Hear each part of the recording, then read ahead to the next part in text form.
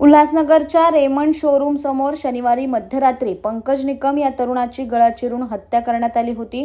या प्रकरणी उल्हासनगर गुन्हे शाखेनं सचिन दिघे उर्फ बबल्या याला बेड्या ठोकल्या आहेत।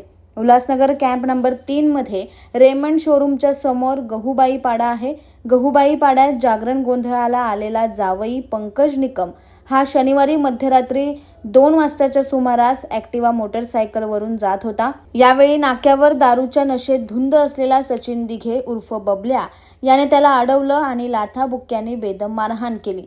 त्याच्या खांद्यावर हात ठेवत खिशातील चाकू काढून गळ्यात घुसवला। यात मोठ्या प्रमाणात रक्तस्राव झाल्यानं त्याचा जागीच मृत्यू झाला। या प्रकरणी मध्यवर्ती पोलीस ठाण्यात गुन्हा दाखल करण्यात आला होता। मध्यवर्ती पोलिसांबरोबर संयुक्तपणे उल्हासनगर गुन्हे शाखा तपास करत होती। उल्हासनगर गुन्हे शाखेचे वरिष्ठ पोलीस निरीक्षक अशोक कोळी यांच्या पोलीस पथकाला बातमी मिळाली की आरोपी बबल्या हा कल्याण रेल्वे स्थानकात आहे। त्यानुसार पोलीस उपनिरीक्षक प्रवीण खोचरे, पोलीस कर्मचारी सतीश सपकाळे, सुरेश जाधव, बबन बांडे, अर्जुन मुत्तलगिरी यांच्या पथकाने सापळा रचून बबल्याला ताब्यात घेतला आहे। अटक प्रक्रिया करून त्याला मध्यवर्ती पोलिसांच्या ताब्यात दिले जाणार आहे।